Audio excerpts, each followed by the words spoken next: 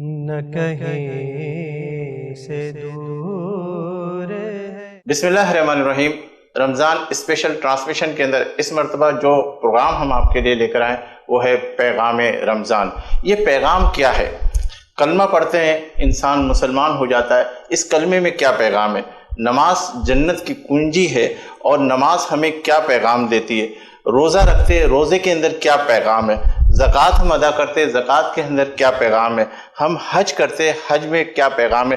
ناظرین، اسی حوالے سے ہم گفتگو بھی کریں گے اور اللہ کی اس حمد کے ساتھ اپنے پروگرام کا آغاز کرنے لگا ہوں کہ پڑھو حمد تیری یہ عزت عطا کر، پڑھو حمد تیری یہ عزت عطا کر، مجھے بھی تو ایسی سعادت عطا کر، میں مخلوق تیری تو رب جہاں ہے، مجھے بس تو اپنی محبت عطا کر، تیرے آگے سر کو جھکاتا رہوں گا، مجھے بندگی میں فضیلت عطا کر، اور تیرے ذکر سے دل کی محفلیں سجاؤں، تیرے ذکر سے دل کی محفلیں سجاؤں، مجھے علم کی ایسی دولت عطا کر، اور لبوں پر ہو بس دن رات اللہ اللہ، اس ورد میں مجھ کو راحت عطا کر۔ ناظرین، آئیے گفتگو کا آغاز کرتے ہیں۔ میرے ساتھ تشریف فرمائیں مذہبی اسکالر ہے، بہت ہی پیارے انداز سے لوگوں کو سمجھاتے ہیں، اور جب بھی یہ ہمارے پروگرام میں شامل ہوتے ہیں اللہ تعالیٰ نے ان کو بڑی گفتگو کے اندر ایسی باتیں کرنے کے توفیق عطا فرمائی ہے۔ آپ بھی سنیں گے۔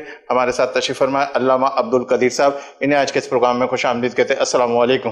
وعلیکم السلام ورحمۃ اللہ وبرکاتہ۔ ہمارے دوسرے مہمان ہیں، ماشاءاللہ اللہ تعالیٰ نے ان کو بڑی عزت دی، آل سندھ تاجر اتحاد سے کے چیئرمین ہیں یہ، اور جمیل احمد پراجہ صاحب، انہیں آج کے اس پروگرام میں خوش آمدید کہتے ہیں۔ السلام علیکم۔ وعلیکم السلام۔ علامہ صاحب، آپ کی طرف آتا ہوں میں کہ ماشاءاللہ اللہ تعالیٰ نے آپ کو جب بھی آپ کے ساتھ پروگرام کیا ماشاءاللہ بڑی سحر انگیز گفتگو سے آپ نے ہمارے پروگرام کا بھی آغاز کیا، اور آج کا پروگرام جو ہے آپ بھی جانتے ہیں کہ پیغام رمضان ہے۔ یہ رمضان ہمیں کیا پیغام دیتا ہے؟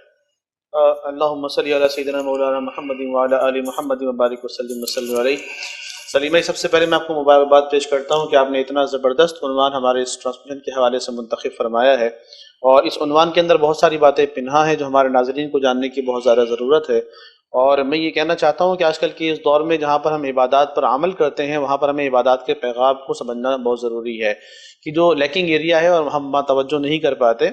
آپ نے انٹرو کے اندر یہ ارشاد فرمایا تھا کہ اللہ تعالیٰ نے دیگر عبادات جہاں نماز روزے ہم پر فرض فرمائے ہیں تو ان کا مقصد صرف اور صرف چند مخصوص عادت پر عمل کرنا ہی نہیں ہے، بلکہ اس کے پیچھے ساری فلسفی ہے۔ تو اس فلسفی کو ڈسکور کرنا، اس فلسفی کو ایکسپلور کرنا، اس فلسفی کو سمجھنا، اصل میں یہی دین اسلام کے اعمال کا بنیادی مقصد ہے۔ جہاں تک کہ رمضان کے پیغام کے حوالے سے بات ہے تو چونکہ ابھی انشاءاللہ ہم آہستہ آہستہ اس پر مزید گفتگو کریں گے، ابتداءً میں یہ عرض کرنا چاہتا ہوں کہ ماہ رمضان کا سب سے پہلا بنیادی پیغام یہ ہے کہ قرآن کریم فرقان حمید سے تعلق کو جوڑ لیا جائے۔ اور دیکھیے، میں ابھی تو ہمارا یہ آغاز کلام ہے، انشاءاللہ پھر ہم مزید بات کریں گے خدمت خلق کے حوالے سے، تقوی کے حوالے سے، عبادت کے حوالے سے، ریاضت کے حوالے سے، لیکن میں چونکہ آپ کو اس تناظر میں بات کرنا چاہ رہا ہوں کہ جہاں اللہ نے رمضان کا تعارف فرمایا، شہر رمضان الذی انزل فیہ القرآن، کہ رمضان کا مہینہ وہ مہینہ ہے کہ جس میں اللہ نے قرآن مجید فرقان حمید کو نازل فرمایا۔ دیکھیے، اس مہینے میں قرآن مجید فرقان حمید کی تلاوت، اس کی کثرت، اس کی سماعت، تراویح کی نماز میں اس کا اہتمام، شبینے کی صورت میں اس کا تلاوت کرنا، اس کے تلاوت کو عام کرنا، یہ اللہ کے نبی صلی اللہ تعالیٰ علیہ وسلم کا درس رہا ہے۔ اور اسی وجہ سے ماہ رمضان کے مہینے میں خود اللہ کے نبی کا معمول یہ ہوتا تھا کہ حضرت جبرائیل امین علیہ السلام سے آپ ایک مرتبہ قرآن کریم کا دور فرمایا کرتے تھے، اور زندگی کے آخری ایام میں آپ نے آخری سال میں جو ہے وہ 2 مرتبہ آپ نے قرآن مجید فرقان حمید سنایا ہے۔ تو لہٰذا اس کا پہلا پیغام یہ آخری اور حتمی پیغام نہیں ہے، ابھی ابتداً کلام کرنا چاہ رہے ہیں ہم یہاں پہ، تو اس کا پہلا پیغام یہ ہے کہ جو لوگ قرآن مجید فرقان حمید دیگر ایام میں نہیں پڑھ پاتے یا اسے تعلق کو جوڑ نہیں پاتے تو اس کوشش میں آ جائیں کہ رمضان کے مہینے میں قرآن مجید فرقان حمید کی تلاوت کو معمول بنائیں، اس کی اپنی عادت بنائیں، اور اگر نہیں پڑھنا آتا تو وہ سیکھیں۔ آج کل ہمارے یہاں اب تو چونکہ پہلے زمانے میں مدرسوں کا ہی ایک سسٹم ہوتا تھا سیکھنے اور سمجھنے کا، اب آپ گھر بیٹھے ہوں تو آپ کلک کریں گے تو آپ کے سامنے آن لائن ٹیوٹر سامنے آ جاتا ہے، بڑے بڑے پڑھانے والے سکھانے والے سامنے آ جاتے ہیں، ایون کہ بہت ساری ویڈیوز میں لرننگ پروسیس آپ کو بتا دی جاتی ہیں۔ تو there is no excuse not to understand the Holy Quran or not to learn the Holy Quran، بلکہ ہم ہر ایک کی ذمہ داری کہ اگر وہ اپنے گھر کے بیڈ روم پر بھی بیٹھا ہوا ہے قرآن کو سیکھنا چاہتا ہے تو ایک کلک میں قرآن مجید فرقان حمید کو جو تلاوت کرنا وہ سیکھ سکتا ہے. تو اس کا پہلا پیغام جو کہ نہیں بھولنے والا ہے ہمیشہ میرے لیے بھی اور آپ کے لیے بھی سارے ناظرین کے لیے بھی کہ قرآن مجید فرقان حمید کو اہمیت دی جائے. اگر درس قرآن ہم نے بھلایا نہ ہوتا، یہ زمانے نے ہم کو دکھایا ہوتا اور وہ معزز تھے زمانے میں مسلمان ہو کر، ہم خوار ہوئے تاریخ قرآن ہو کر. علامہ اقبال اسی فلسفی کی بات کر رہے ہیں یہاں پہ. اور قرآن مجید فرقان حمید یہ وہ جامع پیغام رمضان ہے کہ اگر اس کو سمجھ لیا جائے تو میں یہ بات کہتا ہوں کہ ساری جو ثانوی پیغامات ہیں اس کے اندر خود بخود شامل ہو جاتی ہیں.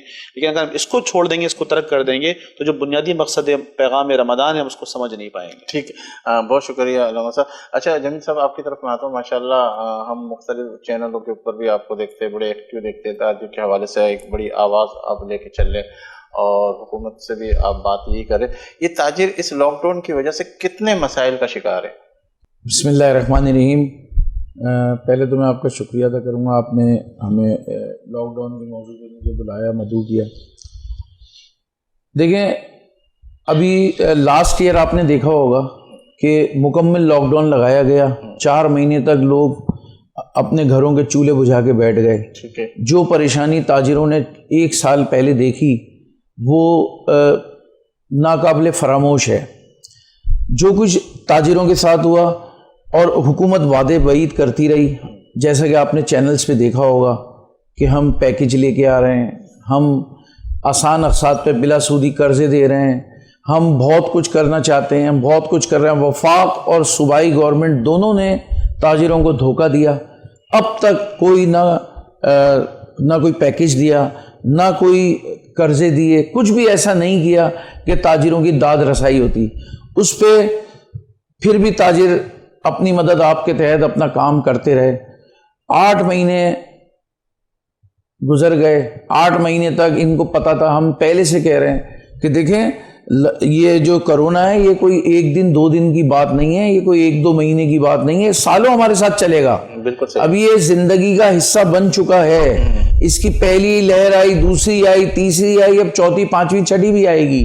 اس کی وجہ یہ ہے کہ جیسے نزلہ کھانسی زکام ہوتا تھا پہلے، اس کا کوئی علاج نہیں تھا. آج سے 150 سال پہلے دیکھیں تو اس کا کوئی علاج نہیں تھا. اس میں بھی اموات ہوئی.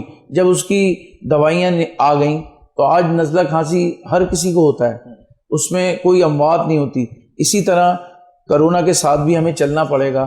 اگر ہم زندگی کا پہیہ جام کر کے بیٹھ جائیں کرونا کی وجہ سے تو آپ بتائیں زندگی کیسے چلے گی؟ معیشت ختم، تباہ برباد ہو جائے گی. جو سلسلہ انہوں نے بنایا ہے حکومت نے، اچانک سے 8 مہینے تک انہیں کہیں لاک ڈاؤن یاد نہیں آیا. 8 مہینے تک ان کے جلسے جلوس ہوتے رہے، 8 مہینے تک تمام باتیں ہوتی رہیں. اچانک سے تیسری لہر نکلی، وہ بھی رمضان المبارک کے قریب آ کر انہوں نے سب کچھ شروع کر دیا. شعبان کے مہینے سے انہوں نے کہا کہ جی بہت تیزی سے لہر آ رہی ہے. اچھا یہاں میں اس سوال کی طرف بالکل آتا ہوں کیونکہ آپ ماشاءاللہ اس طرف جا رہے ہیں. میں پہلے آپ سے یہ سوال کروں کہ گزشتہ مارچ کے اندر یہ لاک ڈاؤن کی سچویشن آئی تھی. آج سے یہ والا مارچ نہیں، 1 سال پہلے کے مارچ کی بات ہے. اور پورا کے پورا سسٹم، پوری دنیا ساکن ہو گئی تھی، خوف کی حالت تھی، مسجدیں بند ہو گئی تھی، یہ ساری چیزیں. تو وہ واقعی ایک ایسی وہ تھی کہ لوگ بالکل انڈرسٹینڈ نہیں کر پا رہے تھے. اور پھر اس کے بعد لوگوں نے، آپ لوگوں نے بھی، تاجر برادری نے، سب نے سپورٹ کیا اور واقعی اس حوالے سے کہ سب ڈرے ہوئے تھے. پھر اس کے بعد جب بقول آپ کے کہ ہمیں یہ کہا گیا کہ ہم تاجروں کے حوالے سے کچھ قرضے بھی دیں گے، یہ بھی دیں گے، تو وہاں آپ کی داد رسائی نہیں ہوئی. اس حوالے سے بھی آپ نے کہا کہ یہ، لیکن آپ کیا سمجھتے ہیں کہ اس حوالے سے جو ابھی سچویشن ہے اور ماضی کی سچویشن کے اندر تو کافی امپرومنٹ آ گئی ہے، لوگ سمجھ گئے ہیں کہ اس طریقے سے، لیکن اس کے باوجود بھی ایس او پیز کوئی فالو اپ نہیں ہو رہا. آپ لوگ مارکیٹیں تو کھلوا دیتے ہیں، لیکن آپ دیکھیں نا مارکیٹ کھلوانے کے بعد آپ کے دکاندار بھی، آپ کے یہ لوگ بھی وہ ایس او پیز کو فالو اپ نہیں کرتے. اس کی کیا مطلب؟ یہاں آپ اپنا بھی وہ دیکھیں، اگر حکومت اگر یہاں یہ کر رہی ہے ٹھیک ہے، اس حوالے سے آپ نے جو آواز اٹھائی اس کے اوپر کتنا یعنی آپ کو فیڈ بیک دیا گیا یا کچھ داد رسائی کے لیے یہ کچھ کہا گیا کہ بھائی ٹھیک ہے اس طریقے سے ہم کریں گے یا وہ کریں گے اس وجہ سے؟ دیکھیں ایس او پیز کا جہاں تک سوال ہے، ایس او پیز کے لیے ہم اپنے دکانداروں کو کہہ سکتے ہیں، روک سکتے ہیں، ان کو ماسک دے سکتے ہیں، سینیٹائزر کا استعمال کروا سکتے ہیں. لیکن ہم نے پہلے بھی کہا، ہمیشہ ہم نے بیٹھ کے یہ کہا جب ایک دم سے شاپس کھول دی گئیں اور چند گھنٹے دیے گئے، لاسٹ ایئر کی بات کر رہا ہوں، تو اس میں ہم نے کہا کہ رش ایک دم آئے گا، اس میں انتظامیہ کو ہمارا ساتھ دینا پڑے گا. انتظامیہ کوئی اگر آج انتظامیہ اتنی سرگرم ہو گئی کہ 10 منٹ اگر کوئی لیٹ ہوتا ہے تو مارکیٹیں سیل کر رہے ہیں، بند مارکیٹوں کو بھی سیل کیا جا رہا ہے. تو یہ آج اتنی سرگرم ہے، پچھلے سال کیوں نہیں سرگرم ہوئی اتنی کہ ہمارا ساتھ دے کے لوگوں کو اویئرنیس دیتے، ایک اویئرنیس پروگرام چلاتے ہیں چینلز پہ کہ جی آپ جو ہے ماسک لگائے بغیر گھر سے باہر نہ نکلیں. تو اس میں پھر الزام سارا اٹھا کے تاجروں پہ ڈال دیا گیا. ہم نے اپنی مارکیٹوں کے باہر بینر لگا دیے، ہم نے اپنی مارکیٹوں کے باہر اویئرنیس کیمپ لگائے کہ جی کوئی بھی دکاندار جو ہے وہ کسی بھی قیمت پر بغیر ماسک کے بغیر سینیٹائزر کے کاروبار نہیں کرے گا. ہمارے لوگوں نے ماسک بھی لگائے، سینیٹائزر بھی لگائے. ہم نے جو مال سے شاپنگ مال کے اندر انٹری بینڈ کرا دی کہ کوئی ماسک کے بغیر اندر نہیں آ سکتا.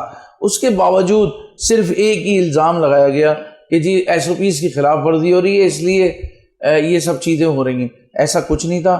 میں بتاؤں آپ کو کہ یہ وفاق اور صوبے کی لڑائی ہے، پچھلے سال سے لے کے اب تک لڑائی ہے. یہ وفاق اور صوبے کی لڑائی جب تک ختم نہیں ہوگی یہ تاجر دیوار سے لگے رہیں گے. آج جو کچھ ہو رہا ہے وہ سب ان کی چپلوس اور لڑائی کے اندر ہو رہا ہے. میں بتاؤں آپ کو، دیکھیں پچھلے سال 350 ارب روپے کا جو خسارہ تاجروں کا ہوا ہے، 350 ارب روپے کا خسارہ وہ پورا نہیں ہو سکا. اس پہ گورنمنٹ نے کہیں ایسا نہیں کیا کہ ہمارے داد رسی کرتے، کہیں ایسا نہیں کیا کہ جی ایک پیکج کا اعلان کرتے، کچھ ایسا نہیں کیا. بلکہ اور مزید یہ دیکھنے میں آئی بات کہ سندھ گورنمنٹ نے اعلان کیا تھا کہ جی ہم تمام اپنے گورنمنٹ وہ ٹیکس معاف کر دیں گے. وفاقی گورنمنٹ نے اعلان کیا تھا تمام ٹیکس ڈبل کر دیے گئے. حیرت کی بات یہ ہے ٹیکس ڈبل کر دیے گئے. ان ٹیکسز کے لیے ہم اسلام آباد جا کے لڑتے رہے. انکم ٹیکس کے معاملات پہ ہم اسلام آباد میں بات کرتے رہے کہ ناجائز ہے، آپ زیادتی کر رہے ہیں، دکانیں کھلتے ہی آپ یہ کیسے ٹیکس لگا سکتے ہیں. جبکہ کراچی میں بہت سارے علاقے تھے ایسے جیسے اولڈ سٹی ایریا تھا اور دوسرے علاقے تھے بزنس ہب ہیں اور انہیں آفت زدہ قرار دیا تھا گورنمنٹ آف سندھ نے خود. صحیح ہے. تو جو جگہیں آفت زدہ قرار دی جاتی ہیں ان سے ڈبل وصولی نہیں کی جاتی. یہ تو صاف ظاہر ہو رہا ہے کہ حکومتیں اس وقت مل کے تاجروں کو دیوار سے لگا رہی ہیں. اس کی وجہ دیکھیں یہ ہے کہ وہ جو ریونیو سارا جنریٹ ہوتا ہے وہ جاتا ہے وفاق کے پاس، اور صوبائی گورنمنٹ اور وفاق کی لڑائی ہے جس کی وجہ سے میں سمجھتا ہوں کہ ہمیں یہ سب کچھ جھیلنا پڑ رہا ہے. اور آج جو تاجر قرضے لے کے بیٹھے ہوئے ہیں، جو آج تاجروں نے اپنی جائیدادیں گروی رکھوا رکھی ہیں، کسی نے اپنی گاڑی گروی رکھوا کے مال اٹھائیں، کسی نے اپنی دکان گروی رکھ کے مال اٹھائیں، کسی نے اپنی زمینیں گروی رکھ کے مال اٹھائیں، وہ بیچارے کیا کریں گے بتائیں. ہوگا یہ کہ وہ مال جو ہے وہ آؤٹ سیزن ہو جائیں گے، آؤٹ سیزن ہونے کے بعد کچرا ہو جائیں گے، اس کے بعد ان کی کوئی وقت نہیں رہے گی. تاجر زمین پہ لگ جائے گا، بالکل دیوار سے تو لگ چکا ہے، زمین دوز ہو جائے گا یہ سمجھ لیں تاجر. کیونکہ اس کی وجہ یہ ہے کہ اتنا بڑا لاس اب برداشت کرنے کے قابل نہیں ہیں ہم لوگ. جو ٹائم انہوں نے دیا ہے صبح 6 بجے سے، کوئی لاجک ہے کہ اسی ٹائمنگ کی طرف آتا ہوں. میں علامہ صاحب کی طرف بڑھنے سے پہلے میں آپ کو یہ ایک اور سوال آپ کی طرف کرتا ہوں. یہ 18ویں ترمیم جو ہے اس حوالے سے آپ اس کو صحیح سمجھتے ہیں یا غلط سمجھتے ہیں، اس پہ بات کریں گے. اچھا علامہ صاحب، پیغام کے حوالے سے بات ہو رہی تھی کہ آپ نے ابتدا پیغام کے حوالے سے کہا کہ میں یہ ابتدا کی بات کرنے لگا ہوں. اب جو آگے کی طرف آپ آنے والے اس پیغام کے حوالے سے ذرا ہمارے ناظرین کو مستفید فرمائیے. جو آپ اور ہمارے بھائی صاحب کے درمیان گفتگو چل رہی ہے اس کے تناظر میں ایک بات جو میرے ذہن میں رمضان کے پیغام کے حوالے سے آئی ہے وہی آئی ہے کہ موجودہ حالات میں احتیاط کا دامن ہاتھ سے یقیناً نہیں چھوڑنا چاہیے. ہر ایک حوالے سے کیئرفل لائف گزارنا یہ ہماری ذمہ داری ہے. دیکھیں رمضان کا یہ مہینہ ہمیں اور آپ کو احتیاط ہی سکھاتا ہے. اگر آپ دیکھیں تو رمضان کے مہینے کے اندر ہر وہ منکرات، ہر وہ انسان کے برے اعمال جو انسان کو جہنم میں لے کر جاتے ہیں، اس سے اللہ تعالیٰ ہمیں اور آپ کو بچنے کا حکم دیتا ہے اور مسلمان بچنے کی کوشش بھی کرتا ہے زبان سے، ہاتھ سے، دیگر چیزوں کے معاملات کے حوالے سے. ایک آپ careful life in a safe passage towards a paradise, he wants to pass the life in this world in the month of Ramzan. ہمیں یہ منظم طریقے سے زندگی بنانا سکھاتا ہے. سیر افطار کا ٹائم وقت مقرر ہے، یہاں پہ اوقات ڈسپلن سکھاتا ہے. یہاں پہ بردرہڈ کی بات ہم بات کریں گے انشاءاللہ بعد میں. لیکن کووڈ کے تناظر میں احتیاط والی زندگی چونکہ بہت امپورٹنٹ ہے اور پریکٹیکل لائف میں اگر آپ دیکھیں تو رمضان کا مہینہ ہمیں اور آپ کو یہی چیزیں سکھا رہا ہوتا ہے. تو اگر ہم اور آپ رمضان کے مہینے سے درس یہ لینا چاہیں تو لے سکتے ہیں کہ پاک صاف رہنا، اپنے آپ کو گندگی سے دور رکھنا اور اپنے آپ کو جو ہے ہر اس عناصر سے بچانا کہ جو آپ کی باڈی کو جو ہے وہ یعنی کہ ڈیزیز پیدا کرنے والی چیزیں ہوتی ہیں یا جو آپ کے ہیلتھ کو خراب کرنے والی چیزیں ہوتی ہیں. تو لہٰذا چونکہ رمضان ایک مکمل ڈائٹ پلان بھی آپ کے اور ہمارے لیے ہوتا ہے کہ نہ انسان کی پوری باڈی اسٹرکچر میں ہیلتھ امپروومنٹ نظر آتی ہے یہاں پہ. تو دیکھیں ہیلتھ امپروومنٹ کا ہی معاملہ سارا چل رہا ہے آج کل کے دور میں اور یہ سارے بات ہو رہی ہے. لیکن مجھے علامہ صاحب اشارہ ہو رہا ہے بریک کا. ناظرین یہاں لیں گے یہاں لیں گے ایک بریک اس یقین کے ساتھ کہ آپ ہوں گے ہمارے ساتھ. ہم تو ہیں ہی آپ کے ساتھ. ملتے ہیں چند لمحوں کے بعد. نہ کہیں سے دور